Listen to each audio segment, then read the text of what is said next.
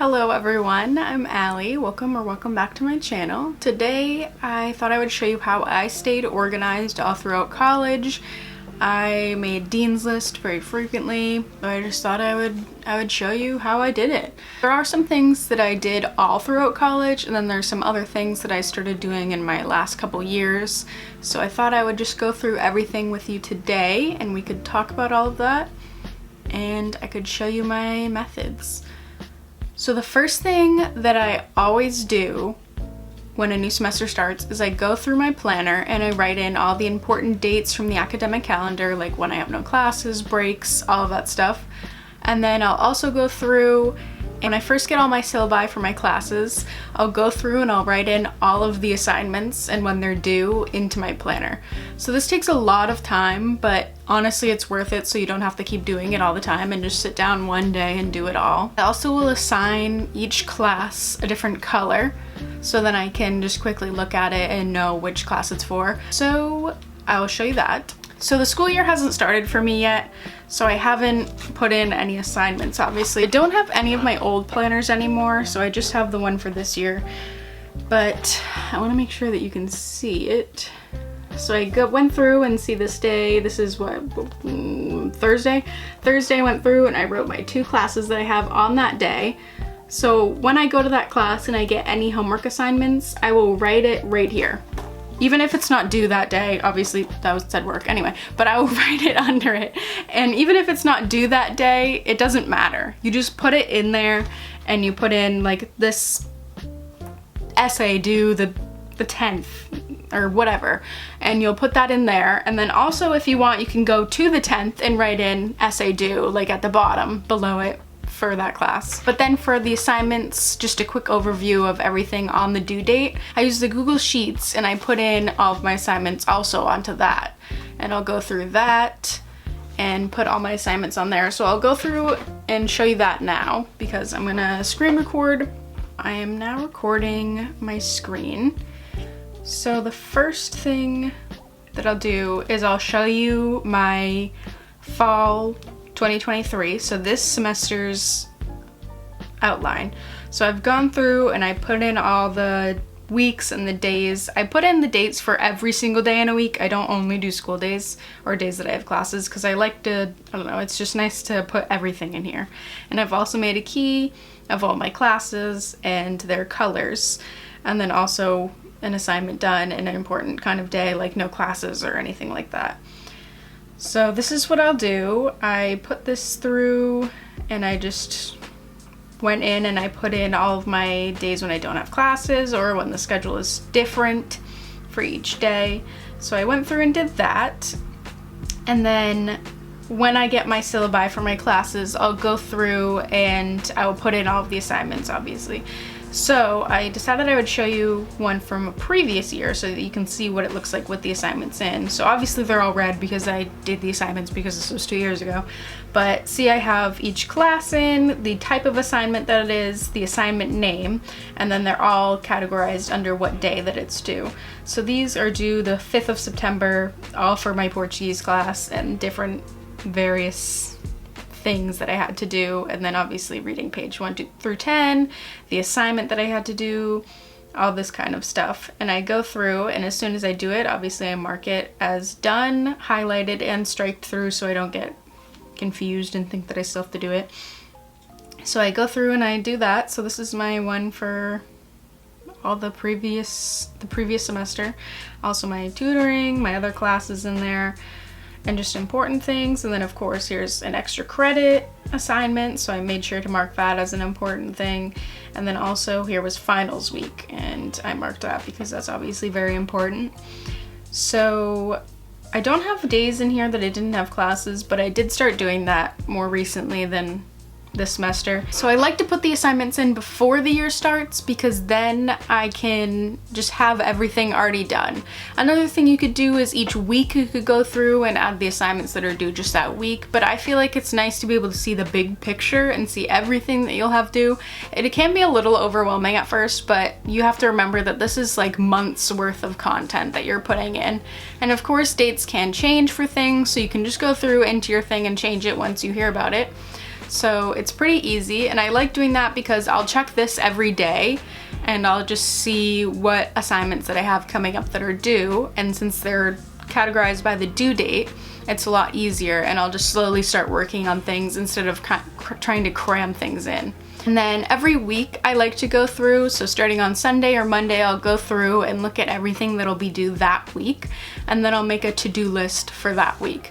So what I like to originally do is just in any notebook, I'll go through and put everything for the whole week. Go into any notebook and I'll just put in everything for that week. And then each day when I work on assignments, so I got this recently, it's in my back to school haul if you didn't see that, but this is just a little planner thing, and this is for the day.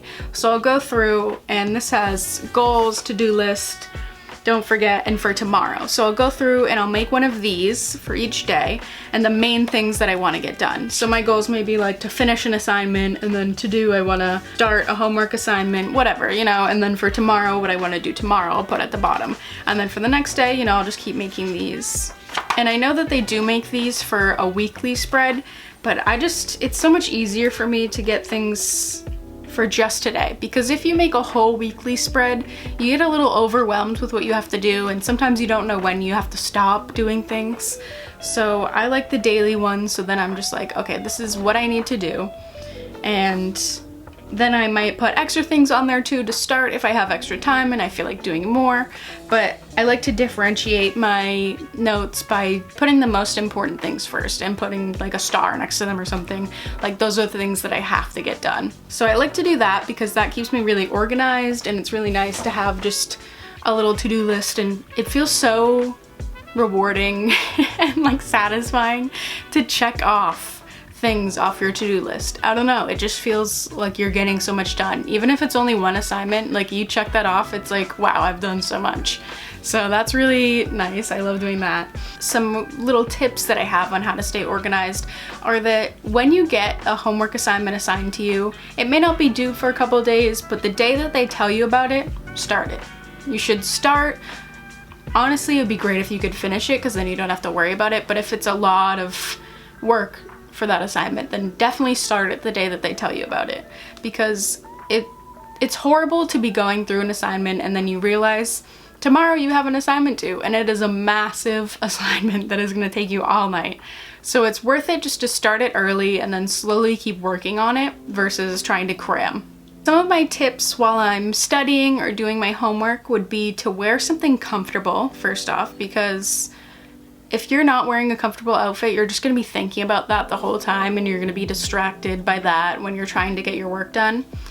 And then the next thing that I usually do is I will set the vibe. So I'll light a candle, I'll play some nice relaxing music, and nothing with lyrics, because that just gets confusing, especially if you're trying to read. It's not gonna work. You're not gonna remember everything great. Another great thing is to have a snack and a drink nearby, because that's another excuse for you to just stop working, is, oh, you know, I'm hungry now, so I want to get up and get a snack, and then you get distracted, and then 3 hours go by and you're like, crap, I still need to finish that. So have your snack near you, have your drink near you, and that'll just keep you motivated to keep working on it, because you don't have an excuse to get up. The thing is, obviously, put your phone away from you or put it on do not disturb.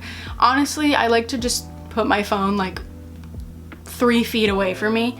It's like far enough that like if anyone really needs me, I can still hear it, but it's far enough away that I won't get distracted by it.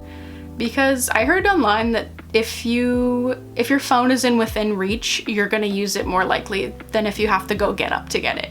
Because if you have to get up to get it, you're probably not gonna get up and get it. You're just gonna keep working on it, and you'll forget about it. So keep it away from you. That'll help you with distractions. Other thing is using one of those Pomodoro timers, which is like you'll work for 30 minutes and then you'll have a 5-minute break. This can be great because sometimes working for hours on end with no break is so draining, and you won't be getting your best work done. So working for 30 minutes and then taking a little break is a great way to help yourself stay on track, because obviously you're gonna have to use the bathroom at some point. So get up, use the bathroom, stretch your legs, you know, do all that stuff during your little break, and then get right back into it after that. And my last tip for staying motivated while you're doing your work is trying to switch up your environment. I know that some people like to study in bed. That's not my favorite place because it's so easy to get distracted when you're in your bed. Because, I don't know, I have a TV in my room, my phone's there, I have all this stuff, and I'm in bed. Like, I could fall asleep. So I don't like to be in bed. I like to usually be at my desk, or I'll go downstairs in my living room or my kitchen if like no one's around doing things that are gonna bother me, or even going to a coffee shop, the library, studying with friends even can help. Just try to switch up your environment every so often, especially when you feel yourself really lacking motivation. Another way to stay motivated is forming study groups. Like I said, studying with your friends. Study groups can really help because sometimes some people understand things that you don't, and then you understand things that they don't. So it can be really helpful to talk to your peers, and they can explain things maybe a little better than your professor can sometimes. I know that it was really helpful for me and some of my friends to talk to each other about our assignments and what all the information, because it can be hard to understand someone who knows the information so well already, like your professor, versus someone who just learned it along with you, and they can kind of teach you how they fully understood the concept better. And just some general tips that I have for college in general and trying to do well in school is to ask questions in class if you're not understanding something. I know it can feel very awkward and scary to ask a question, but it's even worse when you get to the test and you're like, ugh, I should have just asked that in class when I was confused, and then you still don't know it. So if you just ask it in class, there you go. Now you know your answer. You understand it more. I'm sure someone else probably had a question too, but they are too scared to ask. So if you ask, it helps you so much. And if you don't want to ask in class in front of everyone, another thing you could do is go to your professor's office hours. So then it's more of like a small space. There might be a few other students. Sometimes it's only you, but you can talk to them one-on-one and get an answer, and they can really explain it more than they can in class. Going to the office hours is another great way to actually get to know your professors. This is really great. You can get to know them. They can write letters of recommendation for you that'll mean more than if you were just some random person in their class that they don't really know. It'll be a lot better for letters of recommendation if they actually know you. Okay, so that is all of my tips for today. I hope you found this helpful and that you can start getting yourself more organized for school and more prepared and getting those A's, because from someone, my first year of college, I did not do that great. I was getting like B's and C's, and then after that I was getting all A's on Dean's List the whole time after I started doing all of these things and really staying on top of it. So I hope this helped you, and I will see you guys next week.